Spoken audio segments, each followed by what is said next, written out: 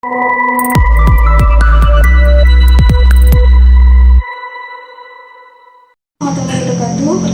nama saya Rika Oleska. Saya merupakan mahasiswi semester 3 Universitas Muhammadiyah Bengkulu. Di sini saya akan membuat tugas presentasi untuk menjawab soal-soal ujian akhir semester mata kuliah Arsitektur Enterprise dengan NPM 2457 201018.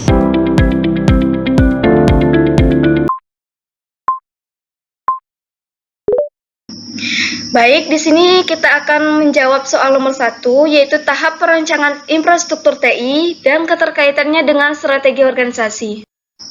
Adapun perancangan infrastruktur TI adalah proses sistematis untuk memastikan teknologi yang digunakan mampu mendukung tujuan organisasi. Adapun hubungannya dengan strategi organisasi, kalau strategi organisasi ingin efisien, modern, dan kompetitif, maka infrastruktur TI juga harus mendukung hal itu. Berikut adapun tahapan dan perancangan infrastruktur TI yang terdiri dari 6 tahap. Yang pertama itu ada analisis kebutuhan. Proses ini melibatkan identifikasi kebutuhan pengguna untuk akses cepat dan aman, serta menggunakan fitur yang harus dipenuhi untuk mendukung efektivitas layanan TI secara keseluruhan. Terus yang kedua, analisis kondisi. Menilai kondisi saat ini membantu mengidentifikasi kekurangan dalam infrastruktur yang ada. Ini penting untuk memahami area yang perlu ditingkatkan guna mencapai organisasi secara efektif. Terus yang ketiga, yaitu ada perencanaan dan desain. Dalam tahap ini, desain infrastruktur dilakukan untuk memastikan skalabilitas dan keamanan. Rencana yang baik akan mempermudah integrasi teknologi baru di masa depan. Terus tahap yang keempat yaitu pemilihan teknologi. Pemilihan teknologi yang tepat adalah kunci untuk keberhasilan infrastruktur TI. Membantu memastikan bahwa solusi tersebut memenuhi kebutuhan organisasi dan mendukung tujuan strategis secara efektif. Terus yang kelima yaitu ada implementasi. Implementasi harus dilakukan dengan cermat, mengikuti rencana yang telah ditetapkan, memastikan semua komponen terintegrasi dengan baik, dan membawa pengguna dilatih untuk memanfaatkan sistem baru secara optimal. Terus yang terakhir yaitu ada evaluasi sistem. Evaluasi sistem secara berkala memungkinkan perbaikan berkelanjutan dan penyesuaian strategi, menjaga agar infrastruktur TI tetap relevan dan responsif terhadap perubahan kebutuhan organisasi dan teknologi.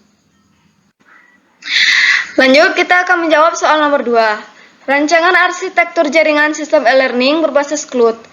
Studi kasus yang diambil yaitu sebuah institusi pendidikan yang membangun sistem e-learning berbasis CLUD membutuhkan arsitektur jaringan yang mudah diakses, aman, dan mampu melayani banyak pengguna. Baik, kita masuk ke arsitektur jaringan yang diusul. Yang pertama itu ada pengguna. Pengguna ini biasanya mahasiswa dan dosen, yang mana nantinya akan mengakses sistem menggunakan laptop atau smartphone. Terus yang ketiga itu ada internet. Internet ini nantinya sebagai media penghubung antara pengguna dan sistem e-learning. Terus yang kelima itu ada CLUD infrastruktur.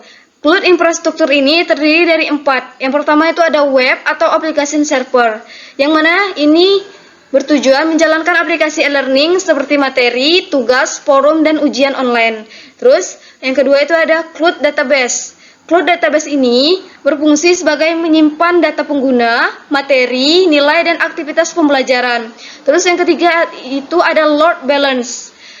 Load balance ini berfungsi sebagai yang nantinya membagi beban akses agar sistem tetap stabil saat banyak pengguna. Terus yang kelima itu ada security atau backup system. Yang ini berfungsi untuk melindungi data dan mencegah kehilangan data.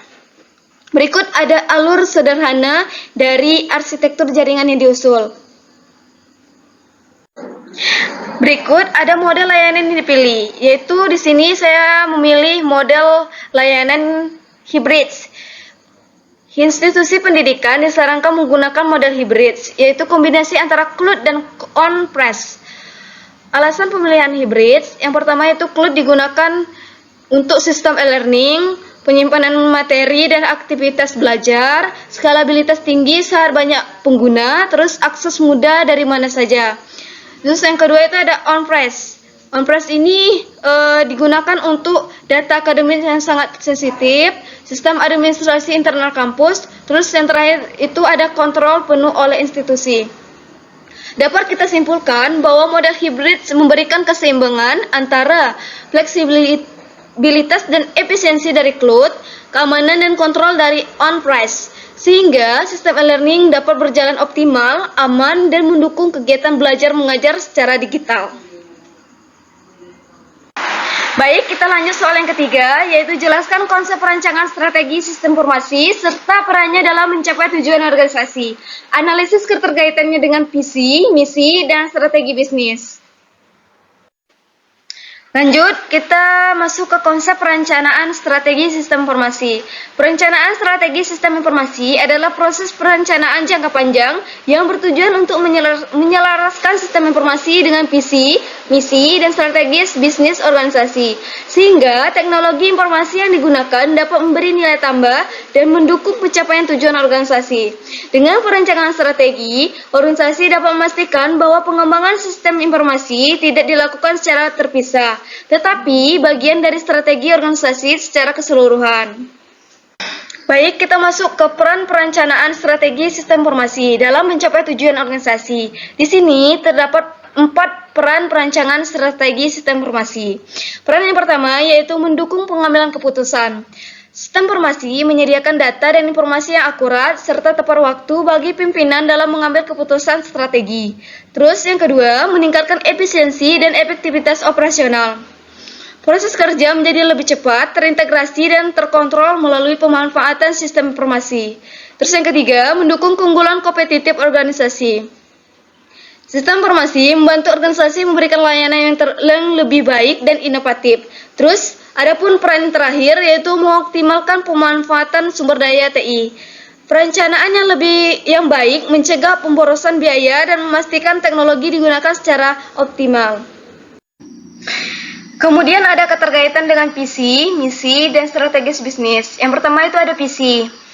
Sistem informasi dirancang untuk mendukung pencapaian tujuan jangka panjang organisasi sesuai dengan visi yang telah ditetapkan. Yang kedua itu ada misi.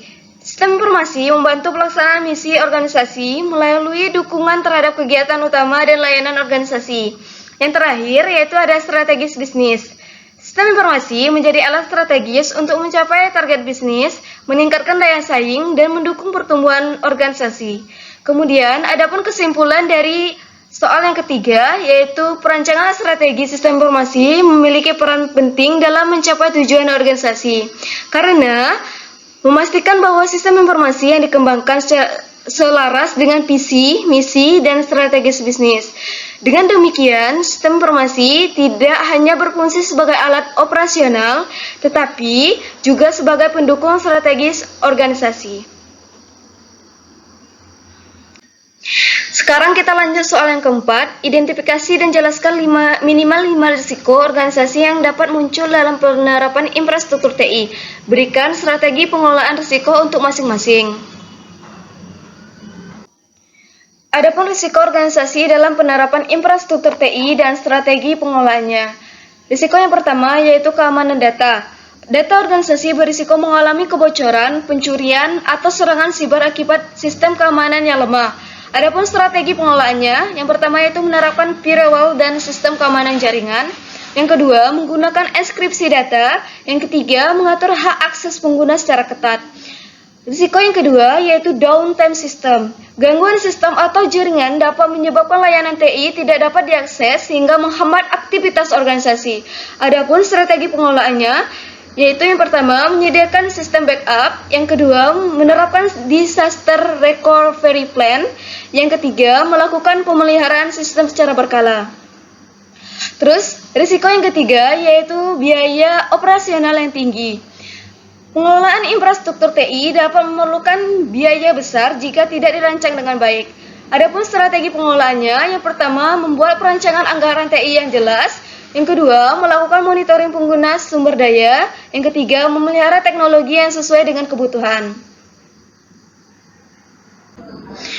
Adapun risiko yang keempat yaitu risiko keterbatasan sumber daya manusia atau bisa disebut dengan SDM. Kurangnya tenaga ahli TI dapat menyebabkan pengelolaan sistem menjadi tidak optimal. Strategi pengelolaan memberikan layanan kepada staf, merekrut tenaga ahli TI, menggunakan layanan pihak ketiga jika diperlukan. Terus risiko yang terakhir yaitu kegagalan teknologi. Teknologi yang digunakan tidak berjalan sesuai harapan atau cepat menjadi usang. Adapun strategi pengolahannya, yaitu yang pertama melakukan uji coba sistem sebelum digunakan. Terus yang kedua, melakukan evaluasi dan pembaruan teknologi secara berkala. Terus yang ketiga, memilih teknologi yang telah terbukti stabil.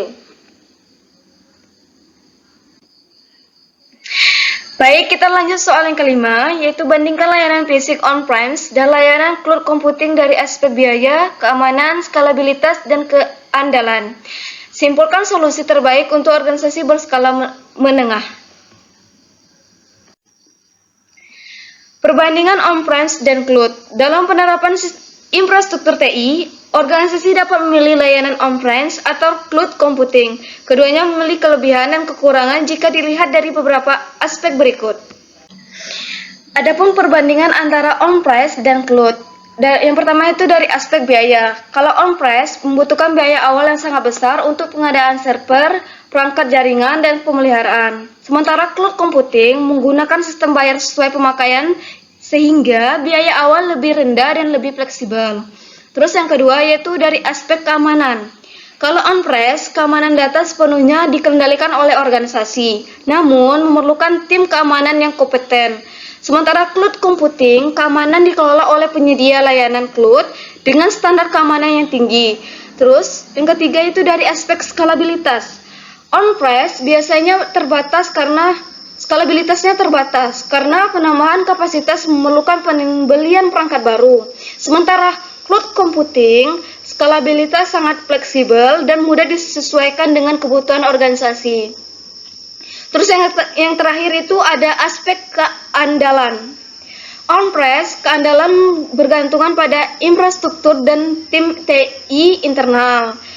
Sedangkan cloud computing umumnya memiliki tingkat keandalan tinggi karena didukung oleh sistem cadangan dan SLA dari penyedia cloud.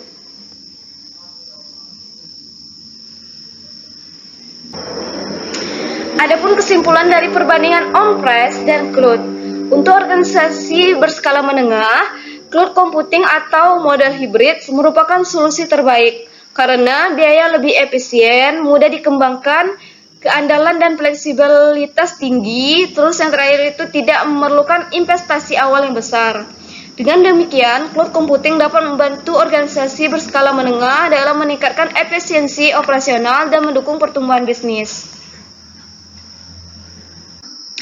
Itulah tadi jawaban dari soal-soal yang telah diberikan. Apabila ada kekurangan atau kesalahan, saya mohon maaf. Pada Allah saya mohon ampun. Wabillahi taufiq wal hidayah. Wassalamualaikum warahmatullahi wabarakatuh.